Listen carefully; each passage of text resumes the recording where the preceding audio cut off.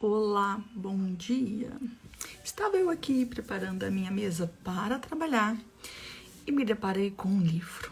Um dos livros que eu citei numa dessas listinhas infinitas e era sobre os livros teóricos premiados na Finelige. E aí, a partir dessa listinha, né, que eu fiz lá sobre os prêmios,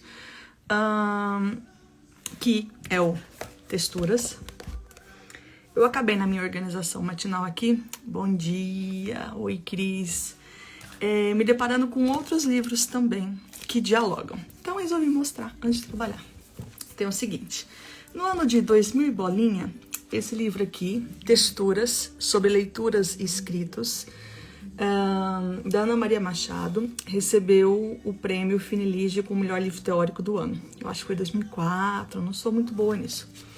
Nesse livro aqui, brincando com a própria ideia de texturas, né, de texto e dessa ideia do tecer junto, do costurado, a Ana Maria fala a respeito da natureza e da cultura, pensando nos textos têxteis. Quem leu A Moça Tecelã vai amar este início do livro. Depois ela fala sobre democracia e leitura, essa questão do direito à literatura, a leitura como uma cultura de resistência. Bom dia! Depois, na terceira parte do livro, ela fala sobre ensino e literatura, né? Ela fala a importância dos clássicos, os desafios da formação do leitor. Na quarta parte do livro, ela fala sobre criatividade, por que ela escreve, e vai costurando tudo isso, né? E ela fala de alguns livros que foram perpassando a sua vida e como isso impacta. Então, este é um livro, né, que foi premiado, tá na minha listinha lá, que eu citei, Textura. Quando eu me deparei com esse livro, né, eu falei, poxa, mas eu tenho mais alguns que, se não foram escritos pela Ana Maria Machado, dialogam com todo o processo dela. E aí, será que eu troquei? Não, gente, foi esse aqui. Ai, agora me confundi. Foi esse que ganhou o prêmio? Ou foi esse? Ai, foi um dos dois. Ou serão os dois? Eu não me lembro agora. Mas tudo bem, importante que são dois livros maravilhosos. Esse aqui, não, esse aqui sim, esse aqui ganhou o prêmio também. Não sei se esse aqui agora também, mas esse ganhou o prêmio. Também foi no início dos anos 2000, e ele chama Tranças de Histórias, a criação literária de Ana Maria Machado. Diferente desse, que foi escrito por ela mesma, esse aqui foi organizado por Maria Tereza Gonçalves Pereira e Benedito Antunes, tá? Então, só para os nomes a gente já fica assim.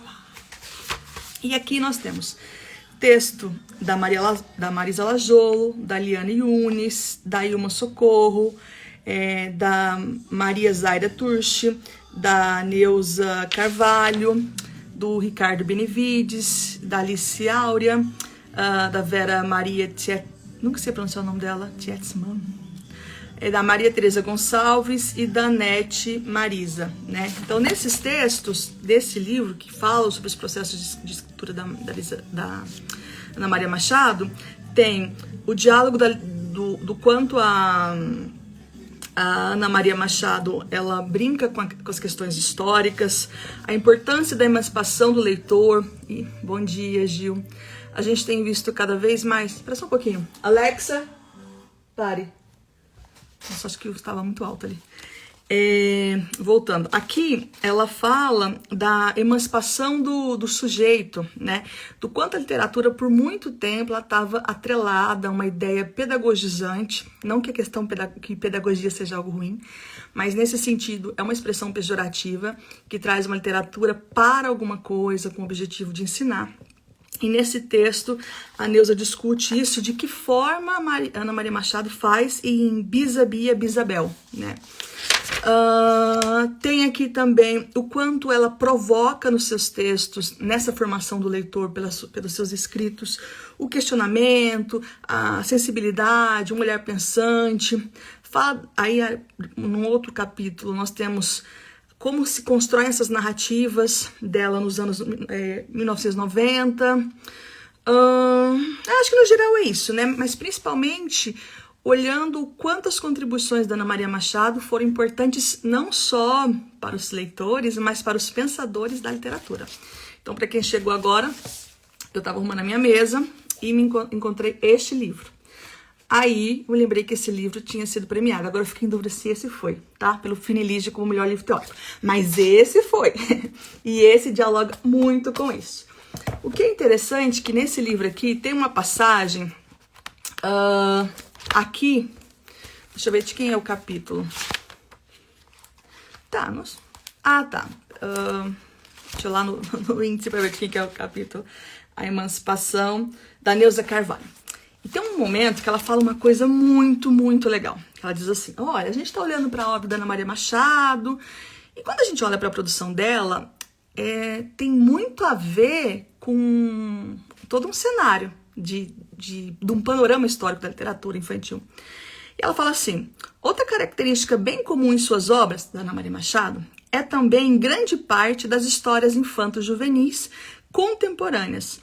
É a presença da intertextualidade e da metalinguagem, o que dá ao texto infantil um tom de modernidade, rompendo com o dogmatismo da narrativa pedagógica, da linha utilitarista, aqui minha palavra, ler para aprender, tem um final moralizante, tão comum nos anos anteriores à década de 70. Então a gente sabe que em 69 a gente tem uma ruptura na literatura infantil, em razão da publicação do Flix e de outras obras. Então, se a gente for fazer um panorama histórico, a gente tem um período pré-lobatiano, antes do Monteiro Lobato, em que os livros eles não eram pensados para a infância, eles eram livros adaptados, traduzidos, não era uma produção nacional, apesar que tinha, e sempre com esse intuito de vamos usar para alguma coisa.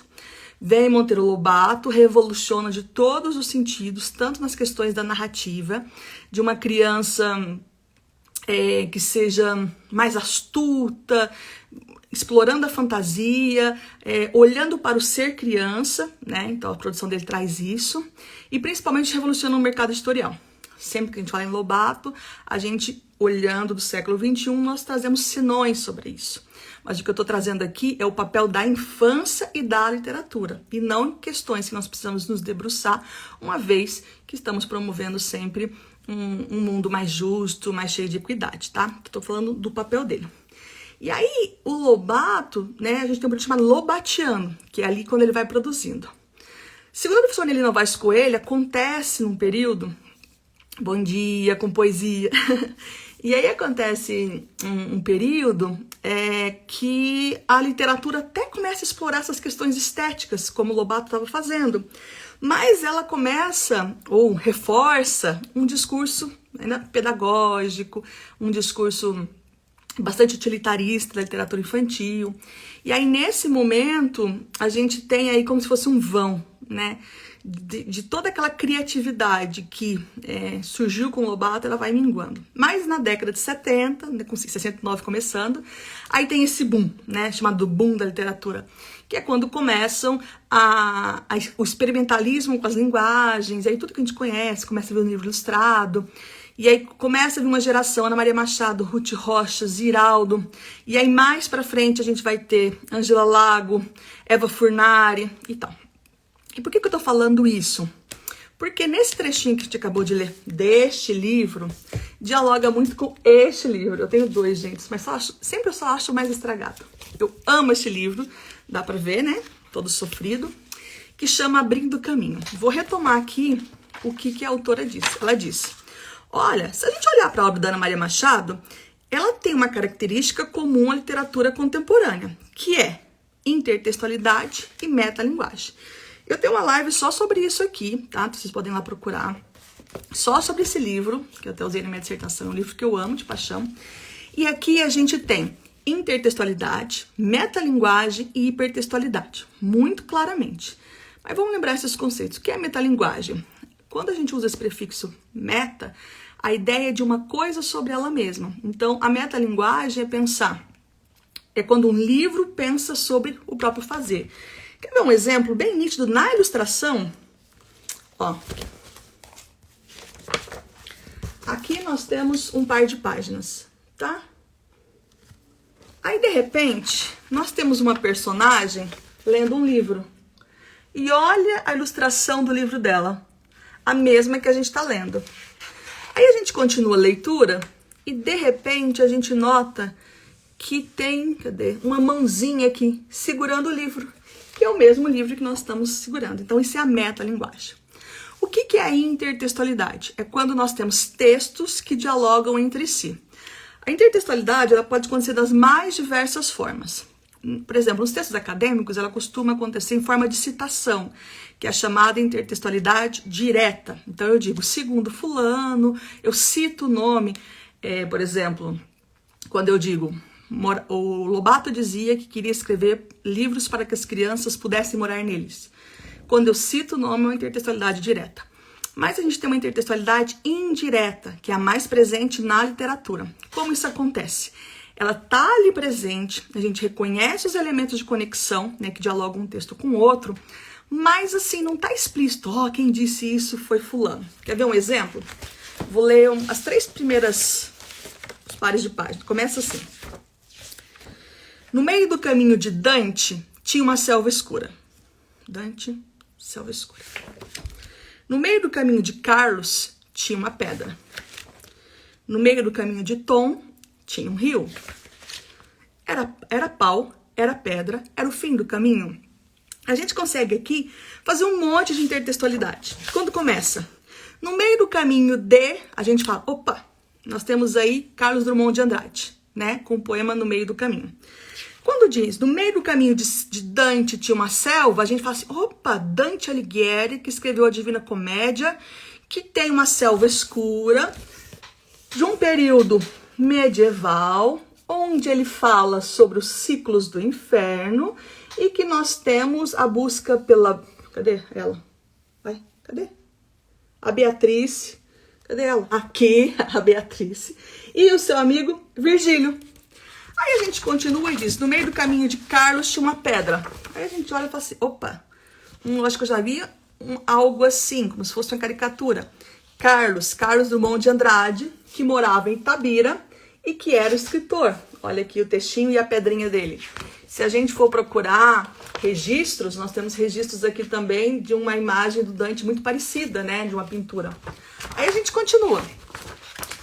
Aqui, no meio do caminho de Carlos, conhece algum Carlos que tem uma calçada assim, que mora em algum lugar assim? E aqui, alguém sabe me dizer que Carlos que é esse?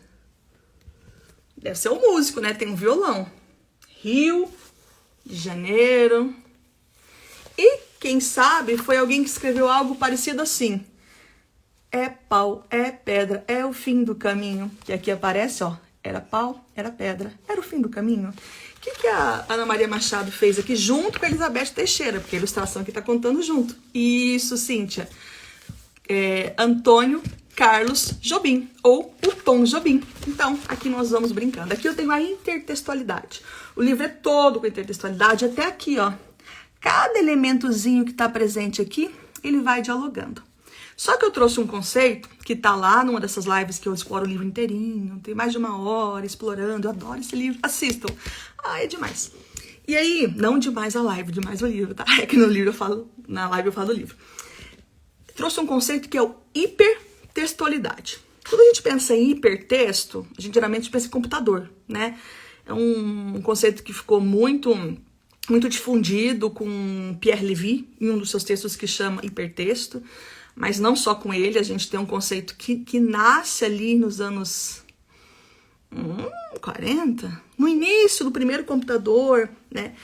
Eu sou péssima de data, em que foi conectando essa ideia do texto que vai, né? Se difunde, então, muito com o início do computador e depois com a internet. Mas, na verdade, hipertexto, gente, existe desde que o mundo é mundo. Desde dos códices medievais. Desde os textos que tinham um espacinho assim, e como não tinham essas comunidades como a nossa, como não tinha resenha crítica, como não tinha clube de leitura, sabe o que acontecia? Eles pegavam lá o texto, e antigamente, né, os textos para aproveitamento, ele tinha uma estrutura que vem do rolo, de uma leitura meio assim, sabe? Como dizer, umas coluninhas.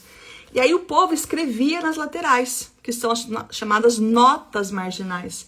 Então, desde aí eu já tinha o hipertexto, que era como alguém falando daquele texto, chamando a atenção para fora. Então, o hipertexto, essa conexão do texto para fora. Enquanto a intertextualidade, ela vai estar nessa relação, né, ali de identificar de texto que dialoga com texto. O hipertexto, ele abre para alguma coisa. Quer ver uma melhor forma de entender o hipertexto? Você quer fazer um bolo. Aí você entra num site, sei lá, desses igual da Ana Maria Machado, sabe? Ana Maria Machado. da Ana Maria lá, do Mais Você. Esqueci o nome. Ana Maria Braga. Aí você entra no site da Ana Maria Braga e começa lá. Receita de pão sem glúten, sem lactose. Aí, de repente, lá do cantinho, é escrito assim, férias em tal lugar. Sabe? Uma publicidade. Aí você vai e clica naquele lugar. Aí você vê que tá um preço muito interessante. Sei lá, a passagem era R$700 ida e volta para um lugar, pro Caribe, por exemplo. Aí eu falei assim, nossa, mas será que é legal? Aí você tava procurando a receita, entrou no site para ver a viagem, entra lá no Google de novo para pesquisar como é essa praia, como é essa região. E aí depois você já abre o e-mail, quer dizer, olha o que está acontecendo. Nós vamos abrindo coisas, puxando. Hipertexto é essa lógica. E aqui nós temos essa relação de a todo tempo o texto ir abrindo. Aqui nós temos aberturas de 3 em 3. E aí dialoga com a Divina Comédia. Mas isso é papo para outro dia, gente. Por quê? Porque nós temos 3 núcleos. O núcleo dos 3 personagens literários, 3 históricos, que nós vamos ver depois, que é o Carlos Drummond de Andrade. Não. Para. E da onde que eu tirei Carlos Drummond de Andrade, gente? Pessoa surtada. Cristóvão Colombo. Não tem nada a ver uma coisa com a outra. Só tinha o C começando, né? Cristóvão Colombo, Marco Polo e o Santos Dumont. E aí, quer dizer, 3 literários, 3 históricos. Aparece uma menina, que é aquela lá que estava lendo o livro, pra quem tá desde o início. Deixa eu passar umas páginas aqui. Um menino, faltou um. O 1 é esse aqui, ó. No meio do meu caminho, tem coisa que não gosto. Cerca, mura, grade tem.